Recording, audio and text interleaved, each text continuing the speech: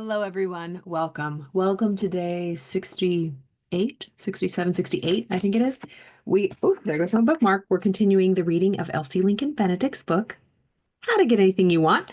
And we are reading this whole book together. We are on lesson number 5 out of 7. Prepare for what you want. She has taught us very well. She has great metaphors, great stories. And so we're reading this book together. If you missed any of the previous readings, go ahead and look at the playlist on my YouTube channel. And we have great playlists there of this whole epic book, How to Get Anything You Want by Elsie Lincoln Benedict. We're learning together. It's just a positive way to remind ourselves that we truly do have the power and we should just focus on our moods, and our predominant moods make our life. How do we change our moods? What are we focusing on? What do we want? And how do we prepare for success? That is what she is teaching us. So let's continue and read a little bit today. We left off on rule number 9. Don't be in a hurry. If you try to speed up delivery of what you want by hurry instead of by quality in your preparation, you will only delay it. It is always better to build solidly as you go and avoid setbacks, for setbacks always come to the man who has forced results by hothouse methods. Ooh, this is so true. Are you proactive in what you're doing, or are you reactive? Do you have hothouse methods? Do you just willy-nilly, like as a standard in your life? Of course, we all can wing it at times, but what is your baseline? What is the rule? Is the rule to always be consistent and have quality work? And then the exception, every now and then we have like, you know, speedy work? Or is everything you do speedy and reactive, and then every now and then you'll have like one calm, thought through quality plan?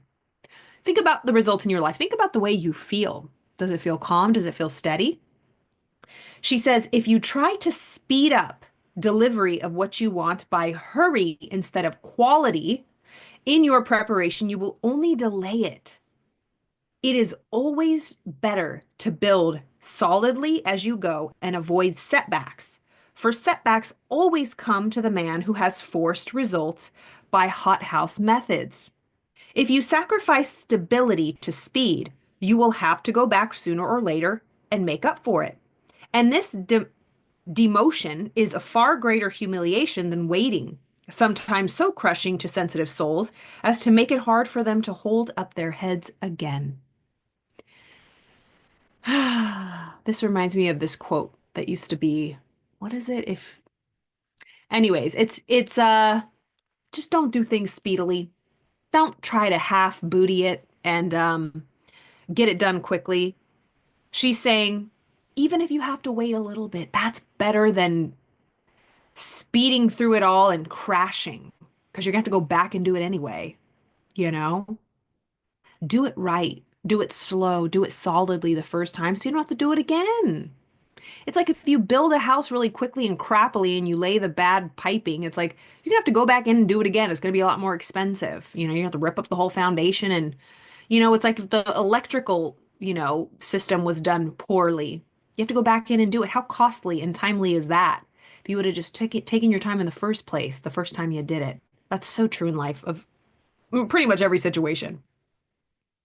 So if you sacrifice stability like a good foundation because you want to hurry up and hurry through it, um, the corrosion of that unstable ground is a greater humiliation than just waiting and taking the time, sometimes so crushing for sensitive souls they can't hold their head up.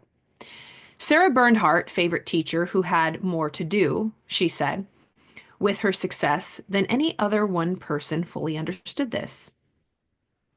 Let me read that again. Sarah Bernhardt's favorite teacher, who had more to do, she said, with her success than any other one person fully understood this.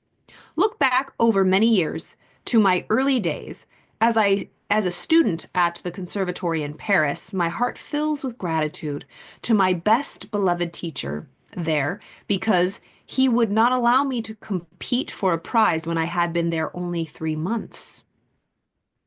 He was afraid I would not win and that my rapid success. No, let me read this again.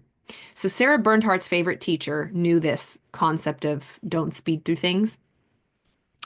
She says, looking back over many years of my early days as a student at the conservatory in Paris fills my heart with gratitude to my best beloved teacher there because he would not allow me to compete for a prize when I had been there only 3 months.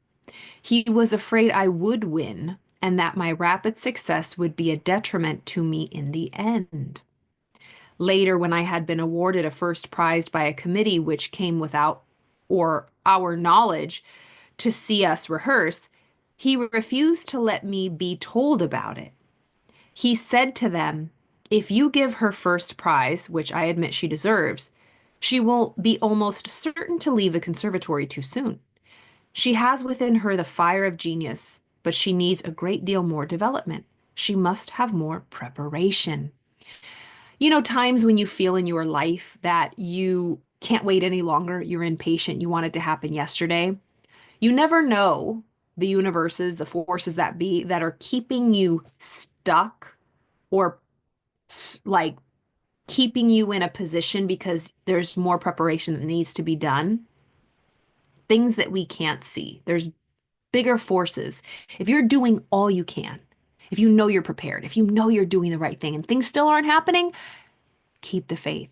Keep the faith. Keep working. Trust the process. Of course, take a look at all the things to see if there's things that are in your control that you can change or get out of your comfort zone more. But if you know, like you know, like you know, you're doing all you can. Sometimes it's timing, divine timing. That's the hardest part. So she said,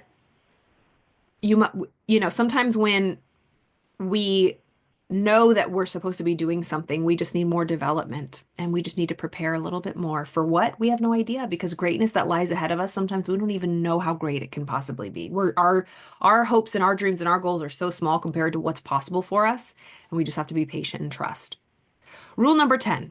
When you recognize that you should do certain things in order to be properly prepared for what you want, do not hesitate, delay, or postpone the doing of them, much less refuse to do them.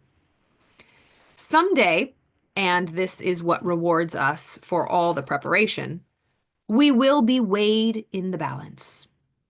If we have done our part, the scales will show it and we are sent up higher. But if we have not, we will go down a step or two. A chain is not stronger than its weakest link. That's the truth. A chain is no stronger than the weakest link. It's like a team is only as strong as its weakest link. That's why you got to hang around winners. That's why you got to hang around people who make things happen. One person cannot carry a team to victory. If you're on a team, say you work with 10 people and 2 people are really go-getters and they're the stars, the 2 stars will fall down to the level of the weakest player. That's why, I mean, it sounds harsh, but like when you remove yourself from situations because people don't have the same standards or the same mindset as you. Don't feel bad. Leave. Leave kindly, but and you don't have to tell them, hey, look, you don't have the same uh, you know, mindset or standard of greatness or excellence than I do, and you're holding me back, right? So think about your environment. Who are you surrounding yourself with?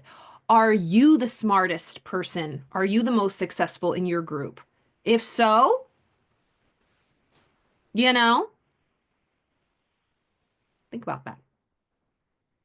All right. So she's saying we are rewarded. We're only rewarded for the preparation we make. A chain is only stronger than its weakest link. When I was a little girl, I got my first lesson in a log schoolhouse in the Rocky Mountains. In those days, the wildest kind of show we ever put on for our fond parents was a spelling match. This generation won't know what that is, but some of you 50-year-olds will. Yes, we know what spelling bees are still to this day. The one who spelled down the class was noted for the good old-fashioned preparation he made under the kerosene lamp at night. The man who goes to the head of his class anywhere in life has to be ready for it in advance. Later, when I attended a grammar school in town, the same old inexorable law used to keep bobbing up and when we least expected it. Let me read that again. She said, later, when I attended a grammar school in town, the same old inexorable law used to keep bobbing up when we least expected it. After putting somebody into the scales, it would send him up a grade or back a few. We found we could manage sometimes to get into the next higher grade by cramming, bluffing the teacher, or being lucky as to questions. But staying there was another story. Here, we'd be in another room under another teacher with a whole year diving us from our slackness in the grade before. But our sin always found us out, and back we went to make it up. So I think she's talking about how, when people skip a grade, they fudge themselves into a higher level than they're really ready for. But the truth always comes out. It's like if you lie on your resume and you get into a certain job and a few weeks in, you can't perform the job, you're going to get fired. They're going to figure you out if you aren't really prepared for that job. But she's talking about grades here. Also, every once in a while, some plain green gawk would come in from the mountains, from the country schools of the mining camps or lumber mills. I remember one who started in at the 3rd grade. I'll never forget the shock it gave us 4th graders one day when this freckle-faced, red-haired boy, whom all of us had teased and ridiculed from our heights of learning, was promoted right over our heads and put into 5th grade. So these 4th graders welcomed in this freckle-faced, red-headed from this mining town. They were looking down on him. And they used to make fun of him. And he went right over them. He had been in school about 10 days. He had said very little and was the most surprised of all when the principal dropped in one morning and said, "Red, come with me." Everybody giggled, everybody that is except Red. He wondered what he had done and how big the stick was going to be, but he went. Everybody heard about the principal's speech and told it at recess. "Children," he said, when he marched Red into the 5th grade, "here is a new member. We find that although he has had only 3 months of schooling a year and dug the rest out of his books by himself, he is too far along for the 3rd grade or even the 4th. So we're going to try him here for a while. We might have to promote him to the 6th. It's like Doogie Howser. Remember that show? The kid doctor? Oh, poop. This just fell out of where I left off on myself. Okay. We'll figure that out. All right. Wow, to the 6th. When we get into life's great grown-up school, it is just the same. You will have nothing to complain of in the world's treatment of you if you get ready for the best. So prepare, have a spirit of excellence. Always be ready, always be prepared. Give your best, and you will always be rewarded.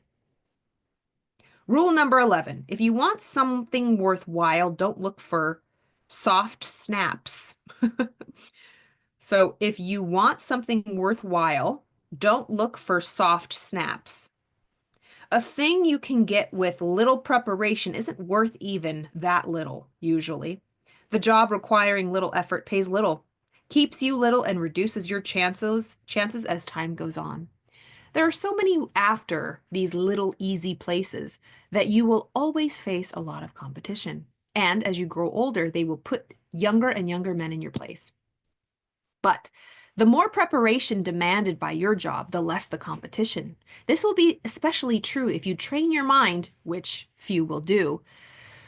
More especially will you outdistance competition if you develop your subconscious mind, for that is something others can't imitate and which makes you unique, no matter what line of work you are in. That is so true.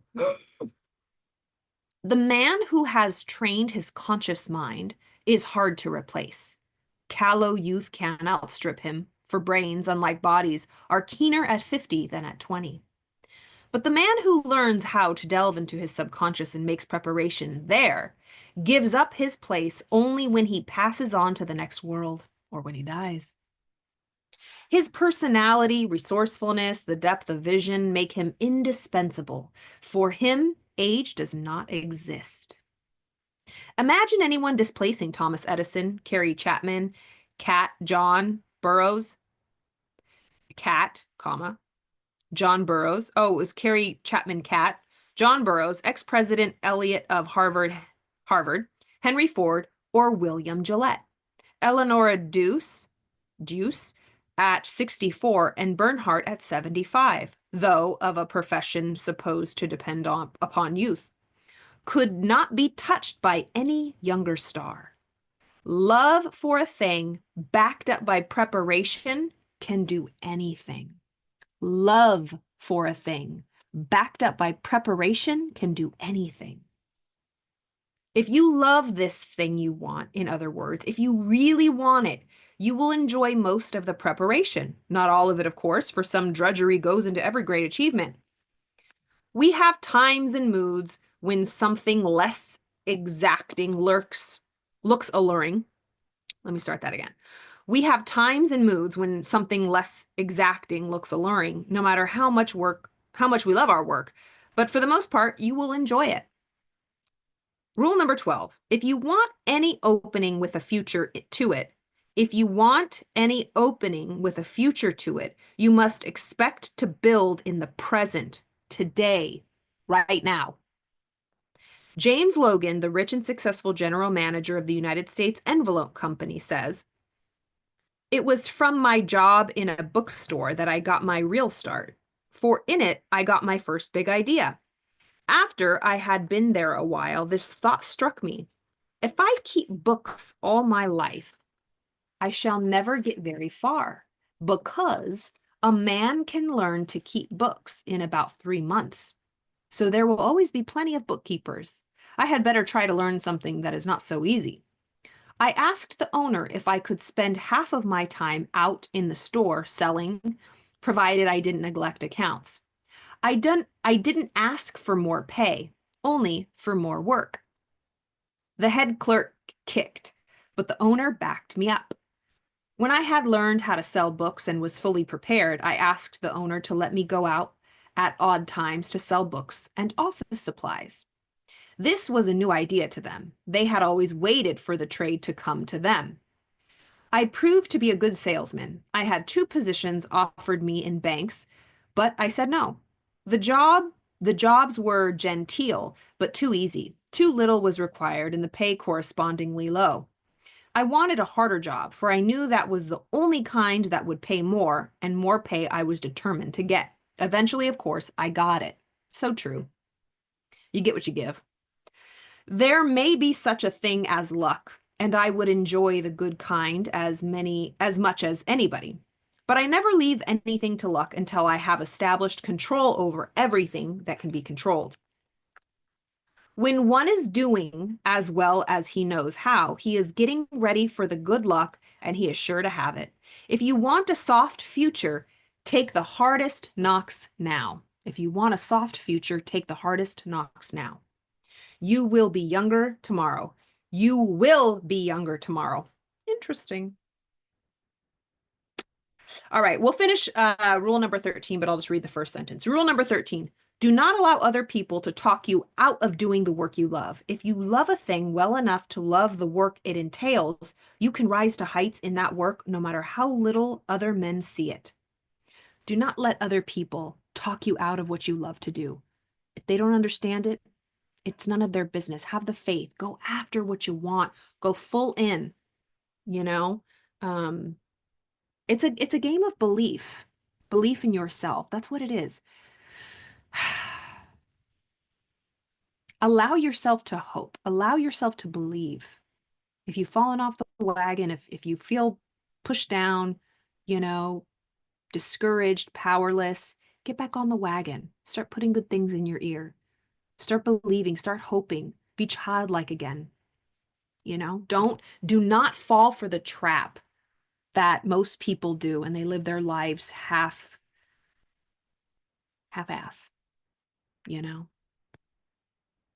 What's the option? Just giving up and living miserably mediocre? No, no, ma'am. No, ma'am, no, sir. Anywho, I hope you enjoyed this. Thank you for your participation. Check out all my other playlists. I have a lot of fun books over here. Me and a class I do Wednesday on California time, we do it at 5 p.m. from 5 to 7. It's a group coaching that I do, and we were getting into Neville Goddard and the law of assumption. We were also talking about the empowerment dynamic. I have a video on that. I need to redo it, but it's about turning yourself from a victim to a creator, right? We find ourselves in victim mode unconsciously, and it's about being the creator of our life and assuming, changing our conscious awareness. And Neville, says it's straight up delusional to think that anything controls your life other than your own conscious mind. We're delusional to think that. But isn't it crazy that the messages we get are the opposite? You're delusional if you think what you in your mind is what creates. It's the other way around. It's delusional to think that this world is why we feel this way. We are trained to live from the outside in. We think that because of what's going on, our situation, our circumstances, the results in our life, how they're behaving, how this is going on, it's causing me to feel a certain way and think a certain way. And that's how we live. But the truth is, our experience of everything that's going on is because of how we think in our mind first. Living from the inside out, we choose our thoughts, we choose our feelings, we choose what we want to focus on. And then we open up our eyes and experience the same situations, the same economy, the same gas prices, the same parents, the same partner. But our thoughts about it are different. Our perception, our perspective is different. That's the only thing. The only change that we make is within. The only free will we have is free will within, not without. We think free will is, I have the free will. I can go and slap this person. I can go and get anything I want. I could go rob a bank. I have free will. I can do whatever we want. No, you don't. It first starts in here. The only free will we truly have is our ability to think whatever we want.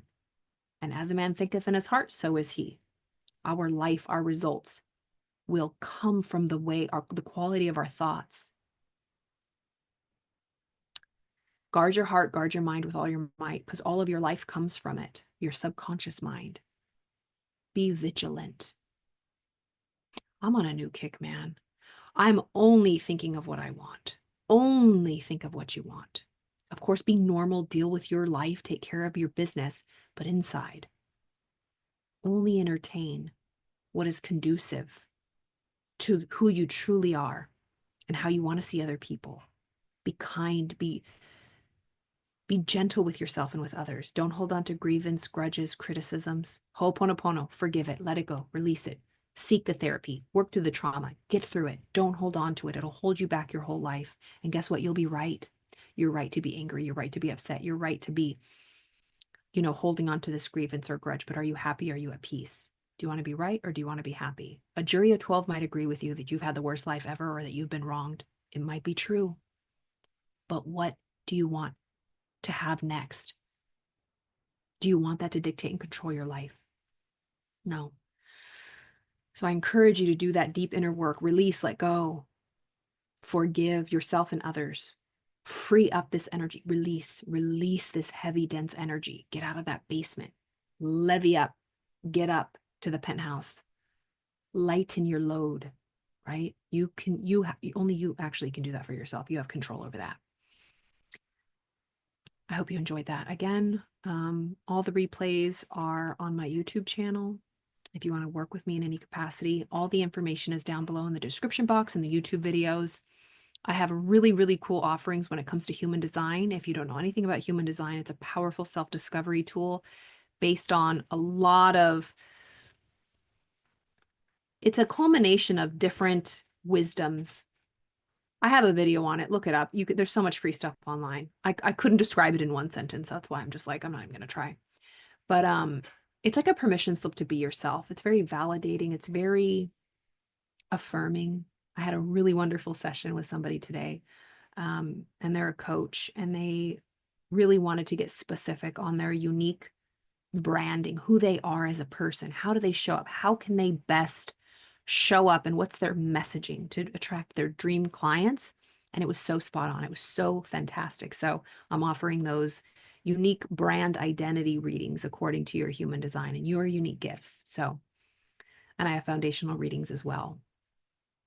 So if you're interested in that, go ahead and click. Ask me any questions you want. So I hope you enjoyed that. Have a wonderful evening. I have to go on my daily run today. I think I have to go to the gym because it is raining in California. How dare you rain? And it's cold. I don't have my phone right now, but it's cold. I turned on the fireplace today and I always have my heater going. But so I'm gonna go head to the gym. Hopefully there's some there will be some treadmills. There will be a perfect treadmill for me because everything always works out for me in the most miraculous ways. All right. Have a beautiful evening. I will see you tomorrow.